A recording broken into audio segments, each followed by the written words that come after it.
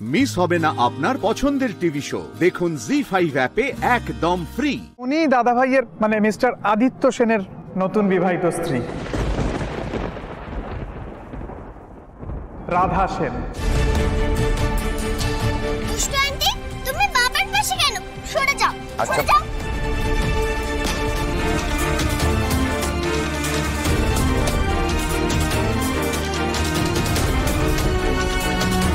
Truly newly married mister Sen, দেখেই বোঝা যাচ্ছে।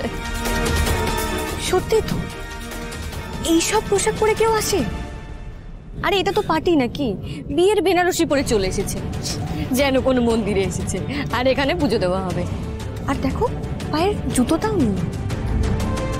শাড়িটা কিন্তু গর্জিয়াস, না হলে বুঝতেই পারতাম না বিয়ে বাড়িতে আছি, কারণ পার্টিতে এরকম একটা শাড়ি পরে জাস্ট ওয়াও।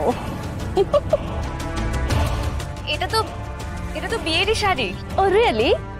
আর বিয়ের জুতোটা কোথায়? আসলে ওই ঢোকবার সময় না ওই গেটের ওখানে একটু ওচট খেয়েছিলাম তো, আর ওই জুতোটা চিড়ে গেছে, তাই বাইরে রেখে এসেছি। বিয়ের নতুন জুতো ছিঁড়ে গেল? না না, বিয়ের জুতো ওটা বিয়ের জুতো নয়, আমার তো বিয়ের জুতো কেনাই হয়নি।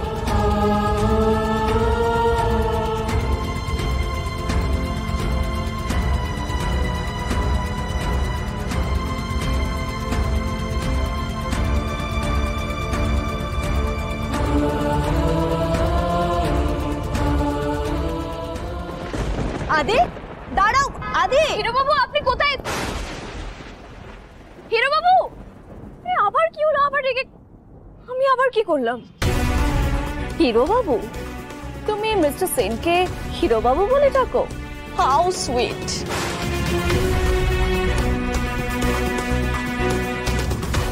মিস্টার সেন যে সচ্চে হিরো, নাহলে এই বয়সে এসে এইটুকু একটা মেয়েকে বিয়ে করে? তোমার হিরো বাবু বিয়ের পর কি কি হিরোগিরি দেখালো? নতুন বিয়ের পর বুঝি খুব হিরোগিরি করছেন? এক্সকিউজ মি, রাধা একটু এদিকে এসো তো। রাধা, তোমাকে এখন না এখানে কোনো কথা বলতে হবে না, তুমি আমার সাথে ওদিকে চলো। চলো। কেন নন্দিনী, আমি ভুল কিছু কি বললাম বলো তো? আমি তো বিয়ে শাড়ি তোমাকে নিয়ে পরে সবকিছু বুঝিয়ে বলবো। চল চল। আচ্ছা ঠিক আছে, তার আগে তুমি আমাকে একটা কথা বলো, তোমার ওই দাদা কি সমস্যা বলো তো? উনি এরকম কথায় কথায় রেগে যান কেন? হ্যাঁ, খেয়ে না খেয়ে কাজ নিয়ে ওরকম দুম করে চলে গেলেন, গটগট করে। আরে গায়ে এত ফোসকা পড়ে কেন ওনার? আমি তো শুধু বলছিলাম ওদের সাথে সামান্য। আমি তোমাকে যা বলবো তুমি কি সেসব কথা শুনবে? রাধা দেখো, তুমি তো আগে কখনো এখানে আসোনি না, তাই তুমি না এসব বুঝবে না। তুমি কোনো কথা বলো না, কেমন? কথা বলবো না? কেউ যদি আমার সাথে কথা বলতে আসে তখন কি আমি চুপ করে থাকবো? কেন? তুমি হাসবে। এত কথা তোমায় বলতে হবে না, মনে থাকবে?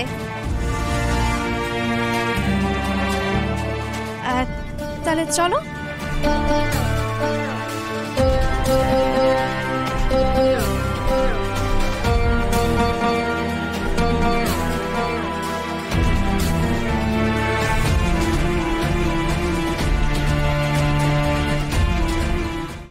জি5 ডাউনলোড করুন আর সব এপিসোড দেখুন একদম ফ্রি। মিস হবে না আপনার পছন্দের টিভি শো। দেখুন জি5 অ্যাপে একদম ফ্রি। রাধা, রাধা তুমি এসো, সবাই তোমার সঙ্গে আলাপ করতে চাইছে, এসো তুমি এদিকে। এর আবার কি মতলব রে বাবা? রাধা কি হলো? যাও, মেঘাদি ডাকছে তো তোমার, যাও।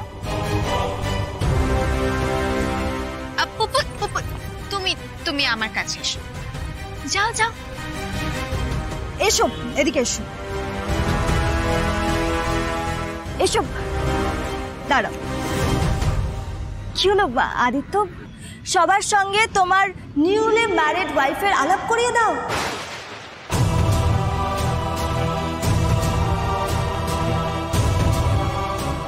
ভস্ম হয়ে যাবো তো ভেবে আগুন চোখে তাকিয়ে থাকলে। আবার কি করলাম আমি? এখন তো কোনো কথাও একদম চুপ। কিছু করনি মানে কি? কনস্ট্যান্ট কিছু না কিছু তো করেই যাচ্ছ। আচ্ছা ঠিক আছে, আমি সবার সঙ্গে আলাপ করিয়ে দিচ্ছি। Okay, attention attention ladies and gentleman, এ হলো রাধা, আদিত্যর নতুন বিয়ে করা স্ত্রী। সবাই মিট করুন রাধার সঙ্গে। কি হলো রাধা? হ্যালো বলো সবাইকে। নমস্কার।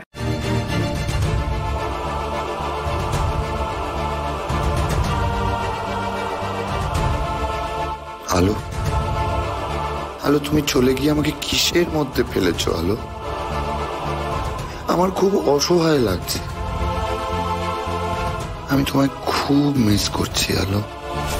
রাধা আর যাই হোক ভালো মেয়ে, মেঘা নিশ্চয়ই ওর কিছু না কিছু ক্ষতি করার চেষ্টা করবে, আর সেটা যদি সত্যি হয় রাধা কি করবে? মেঘা তো কিছু করার চেষ্টা করবেই, কিন্তু রাধা কি মেঘার বদমাইশের সঙ্গে পাল্লা দিতে পারবে? সবটা সামলাতে পারবে?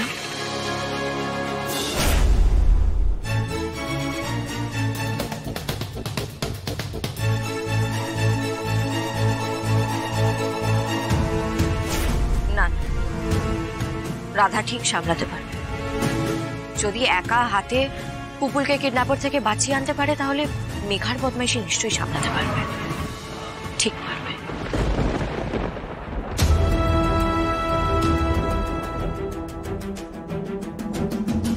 আরে মিস্টার সেন, আপনি কোথায় চললেন? আমি আসছি বাইরে থেকে, এখানে সবার সাথে পরিচয় হয়ে গেছে। এক্সকিউজ মি, হ্যাঁ একটু কাজ আছে। আরে আদিত্য, কেমন আছো? ভালো আছি দাদা। সে তো ভালো থাকবেই, তোমার তো খুব ভালো থাকারই সময় রে ভাই। তোমার কপাল তো দেখছি এরকম চওড়া হয়ে গেছে। এই বয়সে এরকম একটা কচি ফুটফুটে বউ।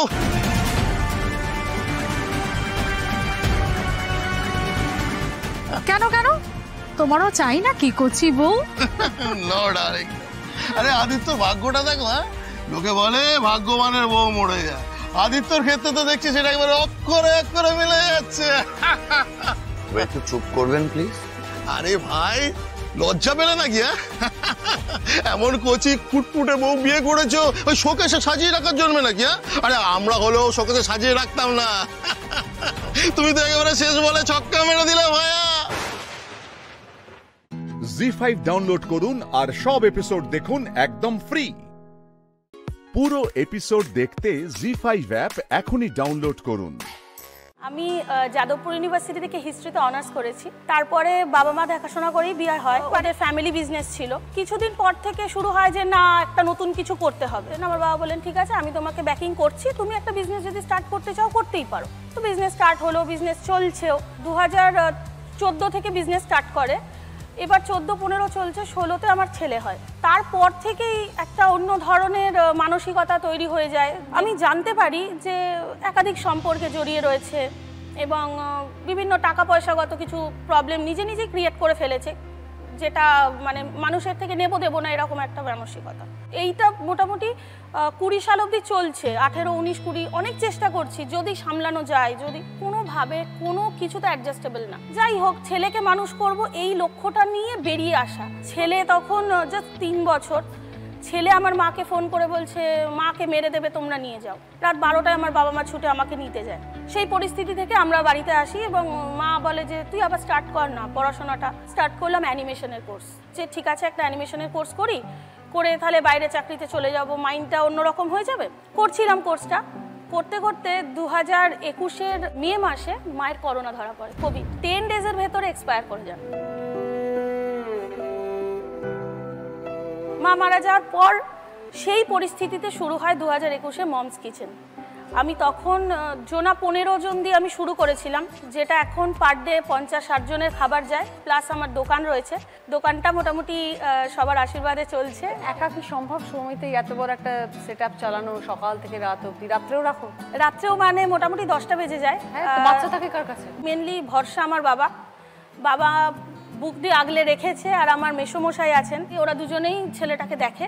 ঠাকুমার ক্যান্সার হওয়ার পর থেকে আমি বাবার কাছে টাকা চাইতাম না, টিউশনই করতাম কলেজ টাইমে। তো যখন আমি পাইলট ট্রেনিংয়ে চলে এলাম, তখন নিজের কোচিং চলছে, লোককে পড়াবো কি করে। তো আমি কি করলাম, তখন নুন ভাত খেয়ে বেঁচে থাকতাম, মানে রীতিমতো বেঁচে থাকার মতো। কারণ আমি যে ফেস পার করেছি না, লোকে দেখে ভাবছে বা খুব গ্ল্যামারাস লাইফ লিড করছে, ভেতরে যে কিভাবে টাকা বাঁচাচ্ছি সেটা শুধু আমি জানি। বাবা পিএফ লোন নিয়ে আমাকে পাইলট ট্রেনিং করাচ্ছে। বাবা যখন রিটায়ার করছে 2020-তে রিটায়ার করলো ডিসেম্বরে। যাই হোক, তো আমি জব করলাম, সকালে প্লেন চালাতাম, রাত্রে নাইট শিফট করতাম, 4 ঘন্টা ঘুমাতাম, আবার সকালে 6টার সময় রিপোর্টিং হতো। তো এই করে কন্টিনিউ করলাম কিছুদিন। তো তারপরে এআই মানে এয়ারপোর্ট অথরিটি অফ ইন্ডিয়া আমাদের রানওয়েটা হঠাৎ করে নিয়ে নিল। হঠাৎ করে আমার বাবা সেরিব্রাল হলো জুলাইয়ের 12 তারিখ। আমার বাবাই সাপোর্টার, বাবাই সেরিব্রাল হয়ে গেল। খুবই বাজে ফেজ। মানে তোমার ট্রেনিংটা কি হলো? ট্রেনিং এখন আমি নতুন করে জয়েন করলাম, কারণ আমার অন্য ফ্লাইং ক্লাবে। হ্যাঁ, অন্য ফ্লাইং ক্লাব। তোমার ট্রেনিং আর কতদিন বাকি অমৃতা? আরো 3 মাস বাকি আছে। তারপরে এয়ারলাইন জয়েন করব। প্লেসমেন্ট হয়ে যাবে? প্লেসমেন্ট হয় না, আমাদের ইন্টারভিউ দিতে হয়, অনেক সময় ডাইরেক্ট এন্ট্রিও হয়, আবার ইন্টারভিউ দিতে হয়, অনেক সময় পেপার লিখতে হয়। বাট গ্যারান্টি আছে যে কাজ হয়ে যাবে? এখন তো অনেক ইনটেক, 200 আওয়ার্স তোমাদের ওড়াতে হয়। এখন অবধি কত ঘন্টা হয়েছে? আমার 96 আওয়ার্স। কিরম লাগে যখন ফার্স্ট টাইম ওড়ালে?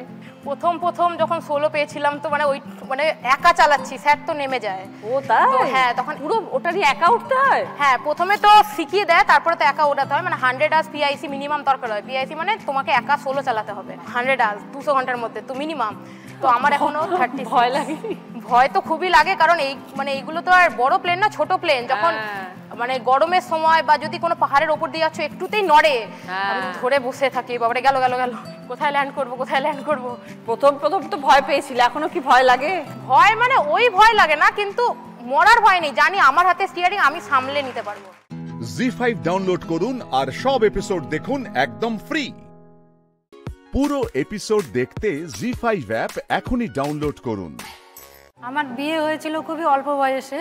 তারপরে বিয়ের 5 বছরের মধ্যে আমার 2টো বেবি হয়ে যায়, আমার 1 ছেলে 1 মেয়ে। তারপর সংসার খুবই কঠিন হচ্ছিল চালানো। তারপরে আমার হাজব্যান্ড ছোটোখাটো একটা বিজনেস করতো।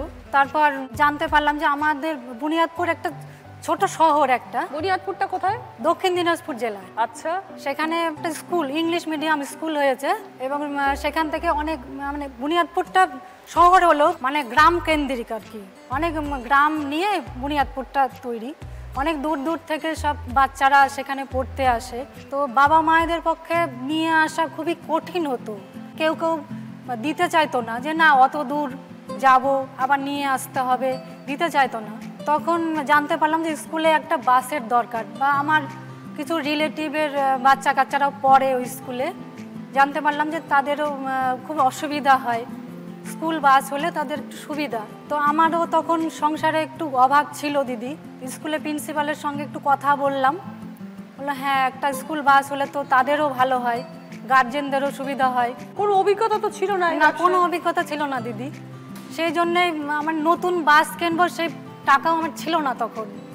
তো দিদি আমার ওই বিয়ের গয়নাগুলো তখন বিক্রি করতে হয়েছে। বিক্রি করে যে টাকাটা হলো সেটা দিয়ে একটা সেকেন্ড হ্যান্ড বাস কিনলাম। সেটাই আমি স্কুলে ভাড়া দিলাম। ভাড়া দিয়ে আমার যেটা ইনকাম হলো, রোজগার হলো, ভালোই হলো। মোটামুটি প্রথমে 40 জন 50 জনের মতন স্টুডেন্ট যাতায়াত করতো। পরের বছর আমি সেই গাড়ি থেকে আরেকটা গাড়ি কিনলাম। এইভাবে করতে করতে দিদি আমার এখন 8টা বাস এবং 50 জন স্টুডেন্ট যাতায়াত করতো প্রথম। এখন আমার 400 জন স্টুডেন্ট যাতায়াত করে। সবকটা স্কুল বাস? সব স্কুল বাস। বলো, অনেক শুভেচ্ছা রইল। Papiya, primary school teacher. ছোটবেলা থেকে আমাকে ভীষণ স্ট্রাগলের সাথে বড় হতে হয়েছে। 1995-এর কথা। তখন হঠাৎ করে আমার মায়ের একটা অসুখ ধরা পড়ে, সেটা হচ্ছে আলসারেটিভ কোলাইটিস। তো তখন অনেকটা ছোটই ছিলাম। তো দেখতাম মা খুব অসুস্থ, তারপর দেখানো হচ্ছে, কলকাতায় দেখাতে আসা হলো, মোটামুটি একটু ঠিক হলো। 97-এ হঠাৎ আমার বেল পালসি বলে একটা অসুখ হয়। তো বাড়িতে তো একেবারে কান্নাকাটি শুরু হয়ে যায়। প্রথমে সিউড়িতে ট্রিটমেন্ট শুরু হয়। কলকাতার ডাক্তার বলেছিলেন যে ট্রিটমেন্ট খুব ভালো শুরু হয়েছে, তো উনি প্রেসক্রাইব করে বলেন যে ওখানেই দেখাতে। এরপর দেখানো শুরু হয়। প্রায় 4 বছর ধরেই আমার ট্রিটমেন্ট চলতে থাকে। তারপর আস্তে আস্তে আমি অনেকটা ঠিক হয়ে যায়, কিন্তু সম্পূর্ণ সুস্থ হয়নি। তো তারপর যখন একটু ঠিক হলাম, তারপর মোটামুটি মাঝে মধ্যেই মা অসুস্থ হতো, আর আমারও ওষুধপত্র চলতো, একটু সাবধানেই জীবনযাপন চলছিল। তারপর আমি শান্তিনিকেতনে পিটিটিআই ট্রেনিং আমাদের তখন হতো, তো সেখানে ট্রেনিং করেছিলাম, টিচার্স ট্রেনিং। তারপরই 2004 সালে আমি প্রাইমারি স্কুলে জয়েন করি। সাথে সাথে আমার মা আবার অসুস্থ হয়ে যায়। আমার বাবা, দাদা, আমি ঠিক করি যে ওনাকে নিয়ে আমরা ভেলোর যাব। তো ভেলোরে নিয়ে যাওয়া হলো মাকে। তো সত্যি ভেলোরের ডাক্তারবাবু নার্স ওনারা আমাদের কাছে ভগবানের মতোই। এখন মা কেমন আছেন? এখন মা মোটামুটি ভালো আছে। সেখান থেকে নিয়ে আসলাম মাকে অপারেশন করে। এখন মা এখানেই আছেন?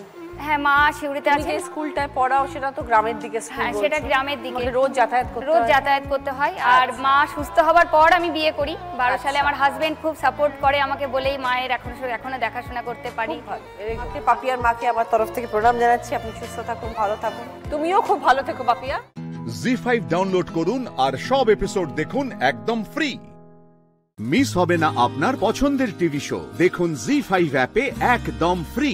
আজকে ত্রিবেণীতে রয়েছে আমরা সিনা পরিবারে। বিখ্যাত গোকুল চাঁদ ওনাদের বাড়িতে অধিষ্ঠান করছেন, যার টানে আমরা এসেছি। কত বছরে ইনি? 300 বছর ক্রস করে গেছে। এই মূর্তি কি তৎকালীন সময় থেকেই না তারপরে? রানীর অষ্টধাতু ছিল, উনি ঘুরেছেন মানে ত্রিবেণীর ভেতরই। আমাদের ওদিকে শিবপুরের বিশাল মাঠ আছে, প্রায় 15-16 বিঘে। কিন্তু সেকেন্ড ওয়ার্ল্ড ওয়ারের সময় তখন একদিনের নোটিশে ব্রিটিশরা ওটা দখল করে নেয়। আর এ পাশটায় ছিল ওদের বিশাল, এটাও প্রায় 3 একর জায়গার উপরে বাড়ি দিয়েছিল, সেটা ওদের বাগান বাড়ি ছিল। তখন ঠাকুরকে এনে ওই বাড়িতে রাখা হয় সামনে। কিন্তু ওইখান থেকেই রাধারানী মানে চুরি হয়ে যান। তারপরে এই রাধারানীকে আমাদের বৃন্দাবন থেকে অনেকদিনই হয়ে গেছে আনা হয়। আরেকজনও এসছেন আমাদের, তারা আমাদের মোমিনপুরের বাড়ি রয়েছে। যখন চলে আসলাম এখানে দেখার কেউ নেই ঠাকুরকে, ওই জন্য আমি নিয়ে আসি। আর যখন কোভিড হলো 21 সালে, তখন বৃন্দাবনে ছিলেন রাধারানী। আমার শাশুড়ি হচ্ছেন দিনাজপুর মহারাজার মেয়ে, ওনার ওখানে বাড়ি ছিল, ঠাকুরও ছিলেন। কিন্তু ওখানেও দেখাশুনো হচ্ছিল না। আমাদের কাছে খবর আসে যে জায়গা দখল হবে, এরকম ব্যাপার। তখন আমি, আমার ছেলে এবং আরেকজন ওনাকে এনে এখানে রাখলাম। কতদিন বিয়ে হয়েছে মধুমিতা? আমার 14 বছর। 14 বছর। থাকা কোথায় হতো বিয়ের আগে? কোথায় বাড়ি? বিয়ের আগে বাড়ি ছিল হুগলি। হুগলিতে? আচ্ছা। আমার বাপের বাড়িতেও দুর্গাপুজো হয়, ওটাও প্রায় 280 বছরের আর কি। ওটাও আমাদের ফ্যামিলি। তো ওই ঠাকুরের টানেই এখানে আসা। অবশ্যই, একদম একদম। এখানে আমাদের দুর্গাপুজোও হয়। আমাদের দুর্গাপুজো হয়। কি কি পুজো হয়? বাংলা বছরের শুরু থেকে প্রথমে পয়লা বৈশাখে আমাদের রাধা কৃষ্ণকে আমাদের চান করিয়ে নতুন জামা কাপড় পরানো হয়। ওই দিন একটা বড় পুজো হয়। তারপরেই হচ্ছে আমাদের রথ উৎসব, জগন্নাথ দেব আসে। এটা হচ্ছে জগন্নাথ দেবের মাসির বাড়ি। উনি 8 দিন থাকেন। তারপর যাওয়ার দিনকে ওনাকে আমরা প্রায় 25 রকমের ভোগ সাজিয়ে দিয়ে তারপর ওনাকে বিদায় জানাই আমরা। আর তারপরেই হচ্ছে আমাদের জন্মাষ্টমী। আমাদের জন্মাষ্টমীর দিন রাত্রি 12টার সময় ঠাকুরকে স্নান করানো হয়। একমাত্র সেই দিন যেদিন আমরা ঠাকুরকে ছুঁতে পারি। আর ওই দিনকে এখানে কীর্তন দেওয়া হয়, কীর্তন হয়। প্রচুর পাড়ার লোক, আত্মীয় স্বজনরা আসেন, এসে কীর্তন শুনে ঠাকুরকে পুজো দেয়। এখানে ঠাকুর খুব জাগ্রত, মানে সবাই ঠাকুরকে ভীষণ মানে। ওই দিন সবাই পাড়া শুদ্ধ লোক উপোস করে নিরামিষকে ঠাকুরকে পুজো দেয়। আর পরের দিন হয় আমাদের নন্দ উৎসব। তারপরেই হচ্ছে তার 15 দিন পরেই রাধা অষ্টমী, তারপরেই দুর্গাপুজো। আমাদের সামনে দুর্গাপুজো হয়, মা দুর্গা আসেন। দুর্গাপুজোতে আমরা ভীষণ মজা করি, মানে ওটা আমাদের মজার জিনিস আর কি, আনন্দের ব্যাপার।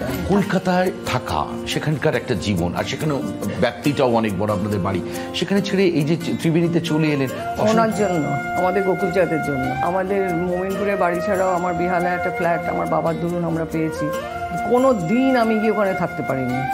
আর টানে মানে মনে হয় যেন থাকতে পারছি না, কতক্ষণে চলে আসবো এখানে। ওনার টানেই এখানে চলে আসা। আমি নিয়ালপুর কলেজ থেকে পড়েছি, সমস্ত জন্মকর্ম সব আমাদের কলকাতা। কিন্তু যখন থেকে ঠাকুরের যখন শুনলাম ঠিকমতো দেখাশুনো হচ্ছে না, সেই আমি আমার শাশুড়িকে নিয়ে বললাম চলুন, ওখানে না গেলে হবে না। জি5 ডাউনলোড করুন আর সব এপিসোড দেখুন একদম ফ্রি। মিস হবে না আপনার পছন্দের টিভি শো, দেখুন জি5 অ্যাপে একদম ফ্রি। কথাটা শুনুন। আমি আপনার কাছে শিখবো, প্লিজ প্লিজ। না মানে না, আমার ডিসিশন চেঞ্জ হবে না। এরকম কেন করছেন অর্জুন? আমার কথাটা শুনুন, আমার কথাটা একবার শুনুন না অর্জুন। দেখে চলতে পারিস না? বরের সাথে আদিক্ষেতা করার হয়, জাগিয়ে রাস্তায় কর। বাড়ির মধ্যে যত ন্যাকামি। সরি, আমি বুঝতে পারিনি। হাত কি করে কাটলো পাপড়ি? হাত ওই রাস্তায় ধাক্কা লেগে গেছে। শোন, সব সময় না এত প্রশ্নের উত্তর চাইবি না তো, আমার ভালো লাগে না। রাহুলের অ্যাটেনশন পাওয়ার জন্য হাত কেটেছিস? একদম ফালতু কথা বলতে আসবি না। আমি লাইফটা দেখেছি পাপড়ি। এই শোন, আমার পার্সোনাল লাইফে একদম ইন্টারফেয়ার করবি না। পাপড়ি, রাহুল একদম ভালো মানুষ নয়, তুই জানিস না। ওই বাড়িতে বম্মা আর কৌশিক আঙ্কেল ছাড়া বাকিরা সবাই খুব ডেঞ্জারাস, তোর ক্ষতি হয়ে যেতে পারে। খুব হিংসে হচ্ছে না? রাহুলের রাজত্বের রানী হতে পারিসনি বলে এখন আঙুর ফল টক মনে হচ্ছে, তাই না? না পাপড়ি, আমি ভুক্তভোগী, তাই তোকে সাবধান করছি। তুই তো জানিস ওই রায় বর্মনরা দিদি ভাইয়ের সাথে কি করেছিল, তুই তারপরে ওই কথাগুলো বলবি? তুই ইচ্ছে করে এসব বলে রাহুলের কাছ থেকে আমাকে সরিয়ে আনতে চাইছিস। পাপড়ি ভাদুরী তোর পাতা ফাঁদে পা দেবে না, এটা মনে রাখিস। রাহুলকে আমি বিয়ে করবই। আর শোন, বাড়ির কারোর কান ভাঙালে কিন্তু খুব খারাপ হয়ে যাবে বলে দিলাম। পাপড়ি, আমার কথাটা যা বাবা, ভালোর জন্য বললাম, পাপড়ি ভুল বুঝলো আমাকে। মেজো মামিকে একবার বলবো, বলাটা ঠিক হবে? রাত হয়ে যাচ্ছে, পাপড়িটার মিলি, এই কিছু হয়েছে? কি নিয়ে চিন্তা করছো এরকম? হয়েছে মানে মেজো মামি, শোনো না, বলছি আমার না তোমার সাথেই কথা ছিল। কিছু হয়েছে না? হ্যাঁ, নিশ্চয়ই নীলু কিছু বলেছে তোমাকে। কি বলেছে বলো? শাশুড়ি আন্টির ব্যাপারে নয় মেজো মামি, রাহুলের জীবন থেকে পাপড়িকে সরিয়ে আনো মেজো মামি। আমি বুঝতে পারছিলাম না তোমাকে কি করে বলবো মেজো মামি। ওই রায় বর্মন পরিবার না একদম ভালো না, আমি কি বলবো বুঝতে পারছি না। কিন্তু পাপড়ির কোনো ক্ষতি হয়ে গেলে আমার সেটা একদম ভালো লাগবে না। আমি পাপড়িকে বোঝানোর চেষ্টা করেছি, বুঝতে চাইছে না।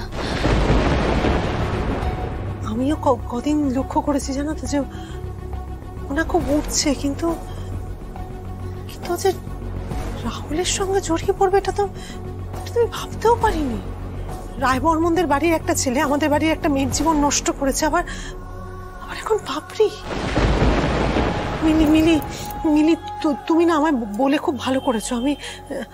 আমি যে কি বলে তোমায় ধন্যবাদ জানাবো আমি জানি না, আমি দেখছি। মেজো মামি, যেভাবেই হোক তুমি পাপড়িকে রাহুলের জীবন থেকে সরিয়ে আনো, তার জন্য যা করতে হয় আমরা সবাই করব। দেখো, তোমার মেজো মামা বলছিল যে ওর পরিচিত কোন একটা ভালো ছেলের জন্য একটা ভালো মেয়ে খুঁজছে, আর আমরাও পাপড়ির বিয়ের কথাই ভাবছিলাম। আমি বরং তোমার মেজো মামাকে বলি যে যত তাড়াতাড়ি সম্ভব যাতে এসব কথাবার্তা বলার ব্যবস্থা করা যায়। Thank you. ঠিক আছে, আমি দেখছি কি করেছে। চিন্তা করো না। পাপড়ি কি এখন বিয়ে করতে চাইবে? আই এম সরি পাপড়ি, আমার তো আর কিচ্ছু করার ছিল না। আমার চোখের সামনে তোর ক্ষতি হয়ে যাবে, এটা তো সহ্য করতে পারতাম না। জি5 ডাউনলোড করুন আর সব এপিসোড দেখুন একদম ফ্রি। মিস হবে না আপনার পছন্দের টিভি শো, দেখুন জি5 অ্যাপে একদম ফ্রি।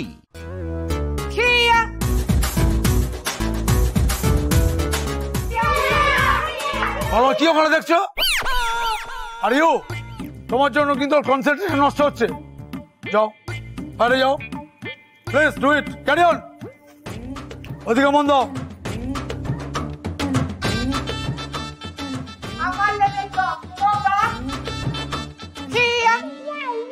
ওকে, গমে গমে গমে গমে গমে গমে। আমি যেটা এখন দেখাচ্ছি এই জেস্টারটা তোমরা ভালো করে প্র্যাকটিস করো। আমি একটু বাইরে যাচ্ছি, ওখান থেকে এসে আমি ওগুলো দেখবো। Now do it. It is called হিজা। কিয়া কিয়া। ওকে, ডু ইট।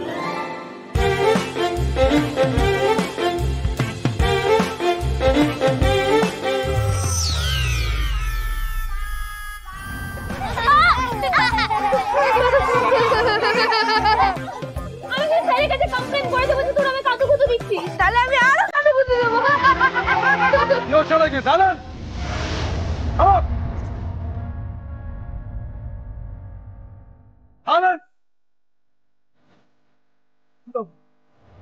ছোট ছোট বাচ্চারা প্র্যাকটিস করছে, কোনো অসুবিধা হচ্ছে না। আর তুমি পড়ে গেলে। Stand up.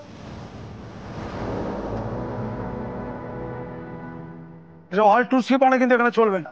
এখানে only practice, practice and more practice. আমি যেটা করে দেখাচ্ছি সেটা সবাইকে করতে হবে।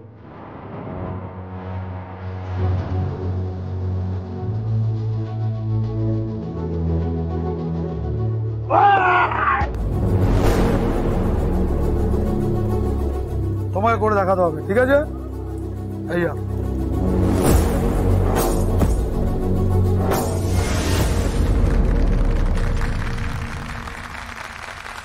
গুড মিলি, টেকনিকটা শিখে নাও, এটা ইজি ব্যাপার। স্যার এতে আবার টেকনিক শেখার কি আছে? ওইটুকু বাচ্চা ভেঙে দিলে আমি তো ইজিলি ভেঙে দেবো।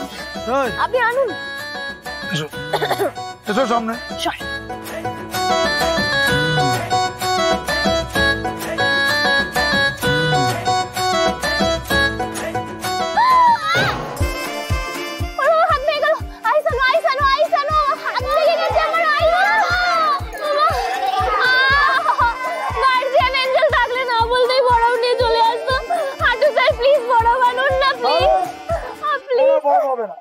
টেকনিক না জেনে এখানে পাকামি করতে এসছো, আর ব্যথা পেয়ে বলছো আইস। সবার ব্যথা লাগে, আর সহ্য করতে হবে এখানে। আমায় একা রেখে কেন গেলেন গার্জিয়ান এঞ্জেল? ওর তো ব্যথা করছে, ভাল লাগে না। আমাদের এক একটা বেল ফোকাস করে এগোতে হবে। স্টুডেন্টস, পরপর সিরিয়ালি বেল গুলো বলো।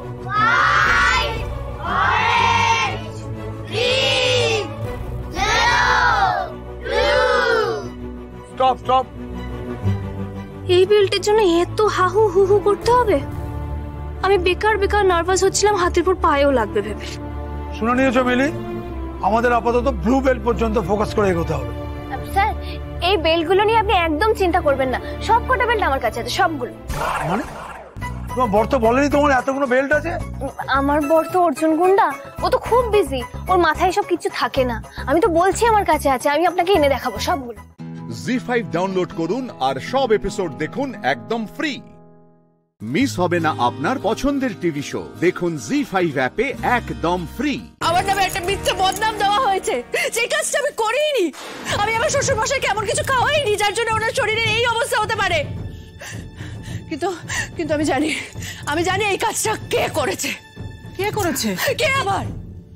আমার যা, ও তো আমাকে একেবারে সহ্য করতে পারে না, ওই এই কাজটা করেছে। তাহলে তুমি যখন জানো তখন বলছো না কেন? কিভাবে বলবো? আমার কাছে প্রমাণটা কোথায় যে আমি বলবো? আমার শ্বশুরের স্টমাকে পয়জন পাওয়া গেছে।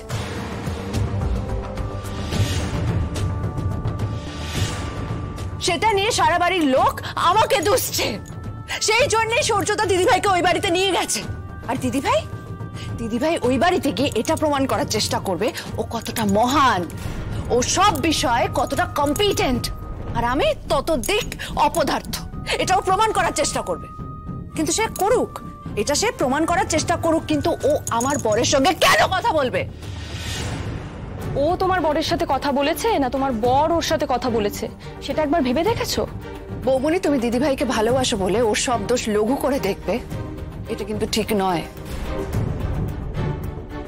বাবার ঘরের দায়িত্বে ও আছে, সূর্যদা ওই ঘরে গেছে, গিয়ে যদি ওর সঙ্গে কথাও বলে থাকে, ও কেন কথা বলবে? ও অ্যাভয়েড করতে পারতো না? ওর কোনো মান সম্মান বোধ নেই? যদি ওর আত্মসম্মান বোধ থাকতো তাহলে ও আমার শ্বশুর বাড়িতে গিয়ে কাজ করতে পারতো না। বৌমনি, একটা মেয়ে যদি একটা ছেলেকে কন্টিনিউয়াসলি প্রভোক করে যায়, তখন সেই ছেলেটার কোনো দোষ থাকে না, যেখানে ওদের একটা প্রেমের সম্পর্ক ছিল আগে। আমার দিদিভাইয়ের যদি মিনিমাম লজ্জাবোধটুকু থাকতো, ও আমার বরের সঙ্গে কথা বলতে যেত না, কিন্তু ও তো সেটা করছে না। নীলু রে, এদিকে আমরাও তো বড় বিপদের মধ্যে পড়ে গেছি রে নীলু। আমাদের এই বাড়িতে তো দুবেলা খাবার জুটছে না। আচ্ছা মা, ও আমার শ্বশুর বাড়িতে কাজ করে এত টাকা রোজগার করতে পারবে যে এই পুরো বাড়ির সংসারও টানতে পারবে? কেন রে? তোর বর তো বড় মুখ করে বলে গেছিল আপনাদের বাড়িতে রোজগারের কেউ নেই, একটা রোজগার দরকার। রাইকে আমরা পুষিয়ে দেব, রাই যাতে ও বাড়িতে থেকে কাজ করতে পারে, সংসারটা চালাতে পারে। তার মানে কি সূর্য তোমাদেরকে কনসিডার করছে, দয়া করে তোমাদেরকে টাকাটা দিচ্ছে? সেই দয়ার টাকাটা নিতে তোমাদের লজ্জা করবে না? দিদি ভাইয়ের না হয় লজ্জা শরম কোনোদিনই নেই, তোমাদের তো অন্তত লজ্জা শরম থাকা উচিত। তুই কি বলতে চাইছিস নীলু? আমরা না খেয়ে থাকবো? না খেয়ে থাকবি না তার মানে এই নয় যে যে কোনো কাজ করা যায়। তোমরা দিদিভাইকে ওই বাড়িতে পাঠিয়ে আমার সংসারটা ভাঙার আয়োজন করে দিতে পারো না এইভাবে। কি বলছিস নীলু? আমরা কি কখনো স্বপ্নেও ভেবেছি নাকি যে তোর সংসারটা ভেঙে যাবে? আমরা শুধু ভেবেছিলাম যে আমাদের এখন খারাপ সময়, ও যদি তোর শ্বশুর মশাইকে গিয়ে সেবা করে আসে, ও ভালোই সেবা যত্ন করতে পারে। সৌর্যও তো বললো, সৌর্য বিপদে এসে সাহায্যই চাইলো। তো যতদিন না অন্য কোনো কাজকর্ম হচ্ছে ও গিয়ে কাজ করবে, কটা টাকা আসবে হাতে, আর ও তোর শ্বশুরের সেবা করে ওনাকে বিপদ থেকে উদ্ধার করবে, এই তো ভেবেছিলাম। তোমাদের একবারও মনে হলো না যে আমি থাকতে ওই বাড়িতে দিদিভাইয়ের কি প্রয়োজন? আমি তো ছিলাম ওই বাড়িতে, আমি কি করতে আছি ওই বাড়িতে? জি5 ডাউনলোড করুন আর সব এপিসোড দেখুন একদম ফ্রি। মিস হবে না আপনার পছন্দের টিভি শো, দেখুন জি5 অ্যাপে একদম ফ্রি। 2 সপ্তাহ বাদে রায়দান হবে, ততক্ষণ পর্যন্ত মালিনী ব্যানার্জিকে পুলিশি হেফাজতে রাখার নির্দেশ দিচ্ছে আদালত। রায় না শোনালে কি হবে? মালিনী ব্যানার্জির অপরাধের যা তালিকা, 4টে অ্যাটেম্প টু মার্ডার, কঠিনতম শাস্তি হবে, ফাঁসির সাজাও হতে পারে। কি হয়ে গেল বল ছোট্ট ভাই? মা এটা কেন করলো? রাজন না, চুপ করো, এসব কথা বলার সময়।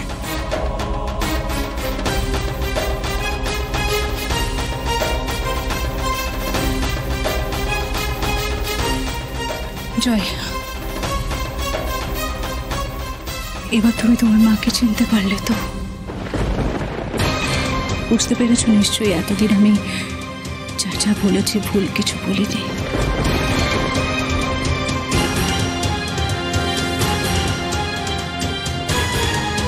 দিদি এত কিছু করে ফেললো আর আমি দিনের পর দিন এই মানুষটাকে বিশ্বাস করে গেল।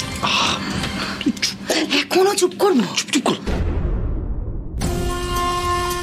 চিন্তা তো আমার হচ্ছে শ্রেয়া, আমিও তো প্রায় সমস্ত অপরাধেরই সঙ্গী বৌদির।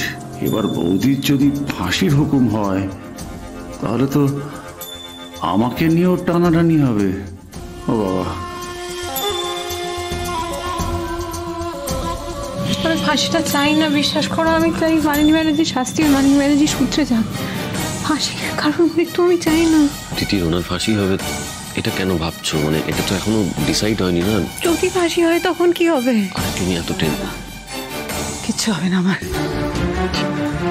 আমার ফাঁসি হবে না, আমার ফাঁসি হবে না। মা, মা তুমি এটা কেন করলে? মা আমাদের তো কিচ্ছু কম ছিল না, বলো মা কেন করলে? কেন? কিচ্ছু করিনি, আমি কিচ্ছু করিনি, আমার ফাঁসি হবে না, হবে না। আপনি উত্তেজিত হবেন, উত্তেজিত হবেন। জজ সাহেব তো রায় দেননি, 2 সপ্তাহ সময় চেয়েছি। আপনি চুপ করুন, একটাও কথা বলবেন না। আপনি কেস তো জিততে পারলেন না, উল্টে আমার পুলিশ কাস্টাডি হয়ে যাবে।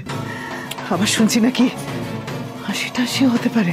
না, আপনি শান্ত হন, এর মধ্যে আমরা নিশ্চয়ই কোনো ব্যবস্থা করে ফেলব। চুপ করুন, আপনি চুপ করুন, একটা কথা শুনতে চাই না। ওনাকে নিয়ে চলুন। কেন কেন আমাকে নিয়ে যাচ্ছ? কেন ম্যাডাম? কিচ্ছু করিনি, কিচ্ছু করিনি, আমি কোথাও যাব না, কিচ্ছু করিনি, আমি কিচ্ছু করিনি।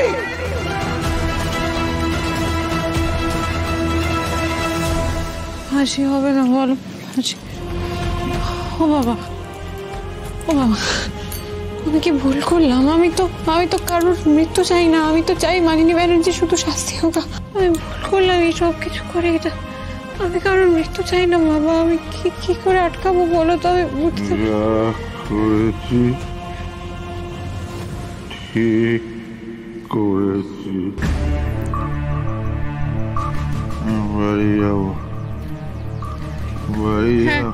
হ্যাঁ হ্যাঁ, তুমি বাড়ি যাবে অনেকক্ষণ। তুমি দিদি শোনো, বাবাকে আমি নিয়ে যাচ্ছি, নিয়ে যা।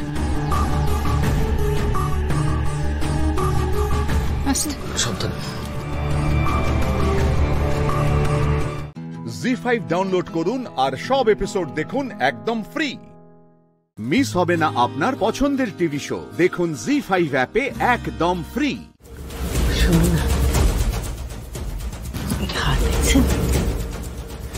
সোনার 10 ভরি খাঁটি সোনা আপনাকে দিতে পারি? এই কি হচ্ছে? চুপ করে বসো। না কিছু না, এমনি।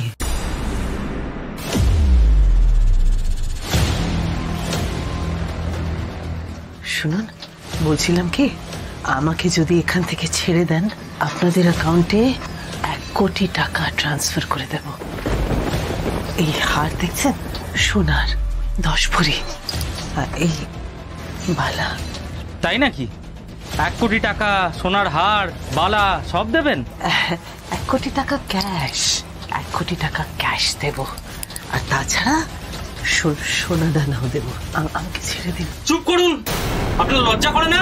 আর একটাও কথা বলবেন না, চুপ করে বসে থাকুন। আপনি পুলিশকে ঘুষ দিচ্ছেন, আপনি জানেন এর জন্য আপনার সাজা কতটা বাড়তে পারে? না না, ঠিক আছে, আমি তো এমনি বলছিলাম।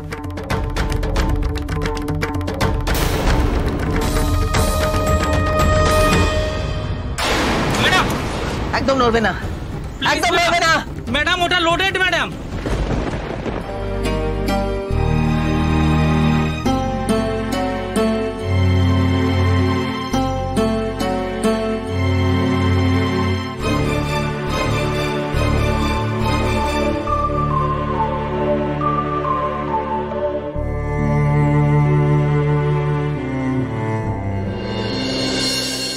কেন যে দিদিটা এরকম হলো আমি কিছু বুঝতে পারছি না। কেন হলো এরকম? ও দাদা ভাই, তুমি একটু শান্ত হয়ে বসো না। শোন ডক্টর দেখছে তো, হ্যাঁ, তোকে একটু ধৈর্য ধর। আরে না না, তোমরা জানো না, এর আগেও 2-1 এরকম হয়েছে। আমি ওকে বারবার বলেছিলাম ডাক্তার দেখাই, ও কিছুতেই ডাক্তারটা দেখালো না। আমারই উচিত ছিল ওকে ঘাড় ধরে ডাক্তার দেখাতে নিয়ে যাওয়া, কিন্তু এই সব কিছু হয়েছে ওর ওভারওয়ার্ক, ওভার স্ট্রেস থেকে, জানিস তো? আমারই ভুল, আমার ভুল। ওকে সব কাজ বন্ধ করে দিয়ে ওকে একদম রেস্ট নিতে বাধ্য করা উচিত ছিল আমার। আচ্ছা ঠিক আছে সোমরাজ, তুমি যদি এরকম করো তাহলে তিতি তো আরো ভয় পেয়ে যাবে, ঠিক হয়ে যাবে। আমি ভুল করেছি। আমি বসুর হাজবেন্ডকে কেন, কি হয়েছে তিতির? এখন তিতি ঠিক আছে না? তিতির সবাইয়ের কাজ সময় মতো না করে আর এখন কাঁদুনি গাইছে। দেখে তো শিক্ষিত বলে মনে হয়, কিন্তু এইটুকু কনসিয়াসনেস নেই যে বউয়ের শরীর দুর্বল হয়ে যাচ্ছে, প্রেশার কোথা থেকে কোথায় ফল করে যাচ্ছে, এগুলো আপনি একটুও খেয়াল রাখবেন না? নিশ্চয়ই ঠিক সময় মতো খাওয়া দাওয়া করে না। আর দেখে তো যা মনে হলো খুব টেনশনে ছিল। এই সময় অপুষ্টি হলে বাচ্চারও অপুষ্টি হয়, সেটা জানেন তো আপনি? আপনারা তো পুরো পরিবার একসাথে এসছেন, কেউ খেয়াল রাখতে পারলেন না?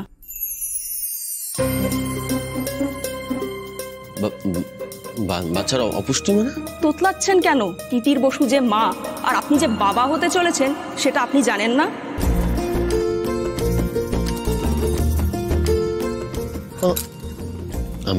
আমি বাবা কি করে হলাম?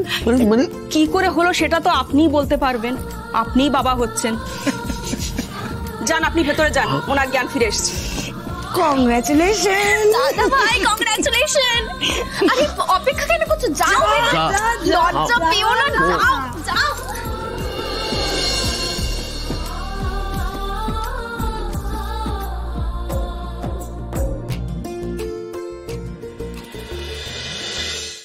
জি5 ডাউনলোড করুন আর সব এপিসোড দেখুন একদম ফ্রি। মিস হবে না আপনার পছন্দের টিভি শো, দেখুন জি5 অ্যাপে একদম ফ্রি। আমাকে ট্রেনিংটা দিতে দাও। ইশতার জন্য একটা অফিস স্পেসের ব্যবস্থা আমি করে দেব। গ্রেট। আর ফুলকি সেই ফেসিলিটিসগুলো নেবে, তাই তো? নিজে ডিভোর্সের নোটিশ পাঠিয়ে এখন একসঙ্গে ট্রেনিং করবে, যে কোনো ঘর ইচ্ছে হবে দখল করে নেবে, এগুলো হবে এখন, তাই তো এই বাড়িতে? বাহ। ম্যাডাম, আমি তো স্যারকে বলেছিলাম যে আমি স্যারের কাছে আর শিখবো না, কিন্তু সেটা আর হলো কই? আমি তো হেরে গেলাম, স্যারের সব স্বপ্ন ভেঙে দিলাম। রোহিত, তোর ন্যাকামোগুলো আমি সহ্য করতে পারছি না। এই ঘরে এই জিনিসপত্রগুলো থাকবে না, ব্যাস।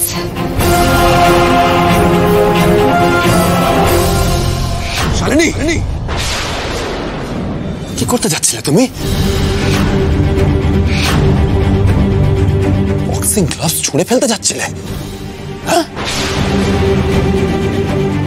ম্যাডাম, আপনি আমার উপর রাগ করে আপনার খেলাকে অপমান করছেন।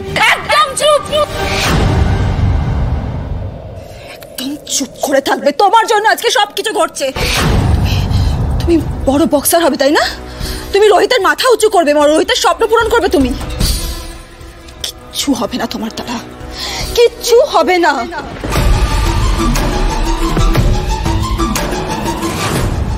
রোহিত, তুমি ওকে ট্রেনিং দেবে না।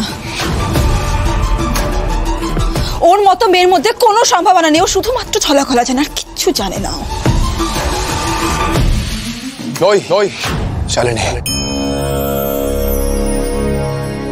আর না, ওকে অনেক হয়েছে, আর টলারেট করবো না আমি। শালিনী, ডিভোর্সের ব্যাপারটা আর খেলার বিষয়টা দুটো সম্পূর্ণ আলাদা বিষয়। প্লিজ দুটোকে গুলিয়ে ফেলো না। তুমি চেয়েছিলে আমি ডিভোর্সের জন্য হ্যাঁ বলি, রাইট? বলেছি তো, বাস, দ্যাটস অল। এখানে রাইট নাও তোমার সামনে একজন কোচ আর তার ছাত্রী দাঁড়িয়ে আছে, সো প্লিজ দুজনের মাঝখানে এসো না, ওকে? এটা গুরু শিষ্যের সম্পর্ক।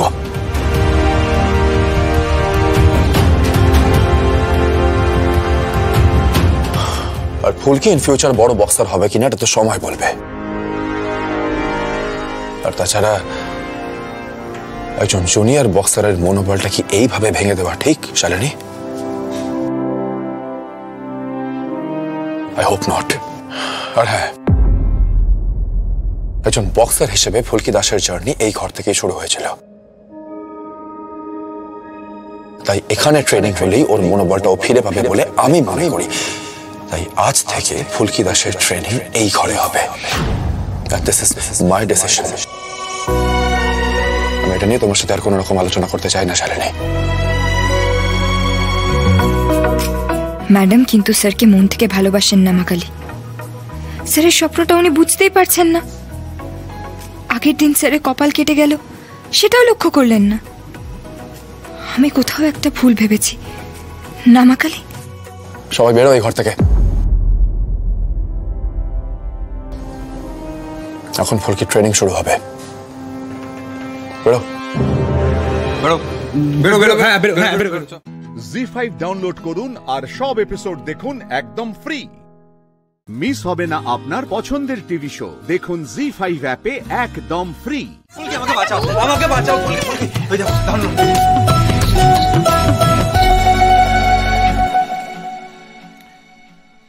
সবাই এখানেই আছো, ভালো হয়েছে।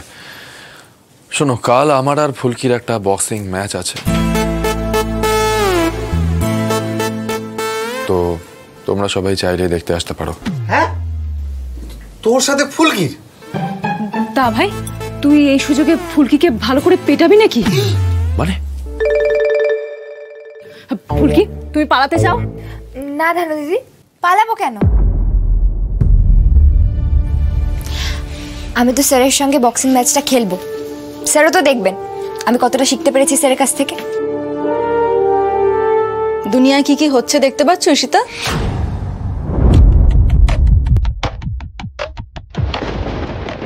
রোহিতের সঙ্গে নাকি ফুলকি ম্যাচ খেলবে। রোহিত,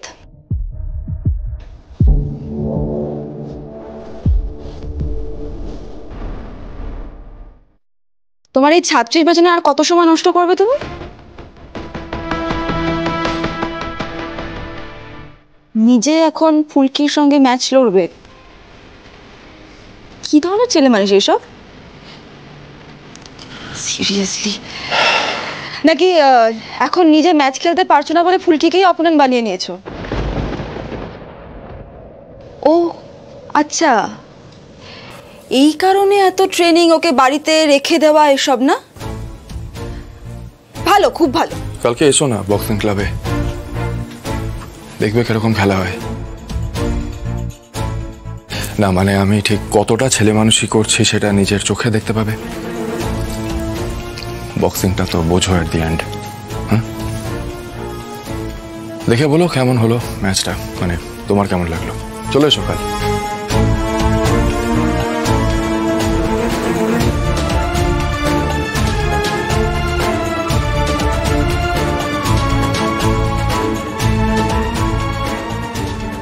কি ভাবছো স্যারের সাথে এরকম ছেলে মানুষই করলে টুর্নামেন্ট জেতা যায়? আমার না বড্ড হাসি পায় জানো তো তোমাদের এসব ট্রেনিং নাটক দেখে। হারশোলাও নাকি পাখি?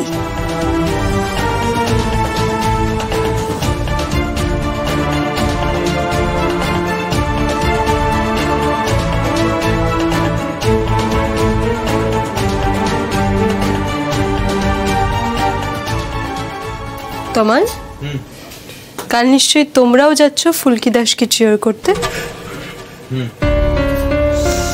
All the best. ধানু দিদি, তমাল দাদা, দিদি, দি ভাই, তোমরাই বলো। হ্যাঁ হ্যাঁ, আমি মানছি যে আমি হয়তো এখন একটা আসলা, কিন্তু আসলেই থাকবো নাকি? স্যার যে আমাকে কত কষ্ট করে একটা নাম করা বক্সে তৈরি করার চেষ্টা করছে, সেটা ম্যাডাম দেখতে পাচ্ছেন না? ম্যাডাম এই ভালোবাসেন স্যারকে? আসলে আসলে স্যারের মনটাই বোঝেন না। আশ্চর্য।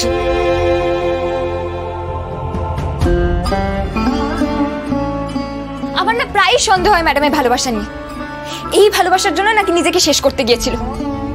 সবই যেন কেমন কেমন।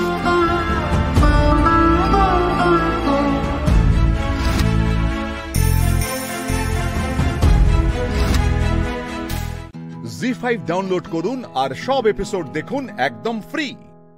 মিস হবে না আপনার পছন্দের টিভি শো। দেখুন জি5 অ্যাপে একদম ফ্রি। বালাহক, তুমি কোন অধিকারে এই 4 ঋষি কুমারকে বন্দী করে রেখেছো? এই ঋষি কুমারেরা এই সংসারের ভক্তির আধার। ওনাদের সঙ্গে এমন ব্যবহার করে তুমি মহাপাপ করেছো বালাহক। পাপ আর পুণ্যের জ্ঞান এখন কি আমি তোমার থেকে নেব বালক? আমাদের অশ্বদের সঙ্গে মানুষ আর দেবতারা বহু যুগ ধরে ভেদাভেদ করে আসছে। এটারই প্রতিশোধ যাতে আমি নিতে পারি, সেই জন্যই ঋষি কুমারদেরকে এখানে নিয়ে এসেছি আমি। ভেদাভেদ? কেমন ভেদাভেদ? এই সংসারের সমস্ত জ্ঞান আর শাসন করার অধিকার কেবল দেবতা আর মানুষদেরই আছে। অশ্বদের কি এর কোনো অধিকার নেই? নাকি অশ্বরা কেবল রথ টানবে আর পরিশ্রম করবে? শোনো বালাহক, এই সংসারে প্রত্যেকের ভূমিকা পূর্ব নির্ধারিত থাকে। যেরকম জ্ঞান আর বুদ্ধি লাভ করা মানুষ আর দেবতাদের অধিকার, ঠিক তেমনি শক্তি আর গতির অধিকার তোমাদের কাছে আছে বালাহক। তোমরা সেটা করতে পারো যা দেবতা বা মানুষ করতে পারে না। এই সংসারে বুদ্ধি আর শক্তির মিশ্রণ খুবই বিরল। তোমার কাছে কখনোই মানুষের মতো জ্ঞান থাকবে না, আর এই সংসারে কখনোই মানুষের কাছে তোমাদের মতো শক্তি থাকবে না। এভাবেই তো এই সংসারে শক্তি আর বুদ্ধির ভারসাম্য বজায় থাকে। যদি এমনই হয়, সমস্ত দেবতা আর মানুষ আমাদের শক্তি দিয়েই শাসন কেন করে? যদি তাদের কাছে এতই বুদ্ধি থাকে, তাহলে ওদের আমাদের শক্তির কি প্রয়োজন? আমরা এই সংসারে ভক্তিকে নিস্তেজ করে এই সংসারের ওপর শাসন করব। তখন দেবতা আর মানুষ আমাদের জন্য কাজ করবে, না আমরা ওদের জন্য। জেগে জেগে স্বপ্ন দেখছো বালাহক? এমন কখনোই হবে না। নিজের শক্তি নিয়ে খুব অহংকার না তোমার? আজ আমি তোমায় আহ্বান জানাচ্ছি, তুমি নিজের শক্তি দ্বারা আমায় পরাস্ত করো, তখন বুঝবো তোমার কি যোগ্যতা। যদি এমনটাই হয় বালক, তাহলে তোমার এই নির্বোধের মতন ইচ্ছা আমি এখনই পূরণ করে দিচ্ছি। এবার প্রস্তুত হও মল্লযুদ্ধের জন্য। এখন আগে আমি তোমাদের দুজনকে বিনাশ করব, তারপর ঠিক করব যে এই ঋষি কুমারদের কি শাস্তি দেওয়া যায়। দাদা, ওরা আমাদের থেকে সংখ্যায় বেশি, কিন্তু আমরা ওদের একতা দিয়ে হারাতে পারি। হ্যাঁ কানাই, তুই ঠিকই বলেছিস, একতাই হলো শক্তি। হ্যাঁ দাদা, এবার আমরা দুজনে মিলে একসঙ্গে ওদের হারাবো।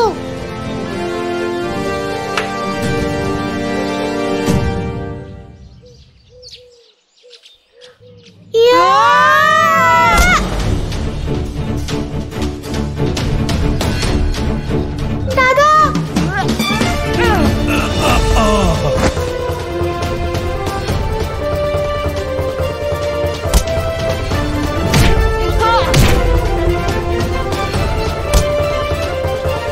দাদা কিছু করো।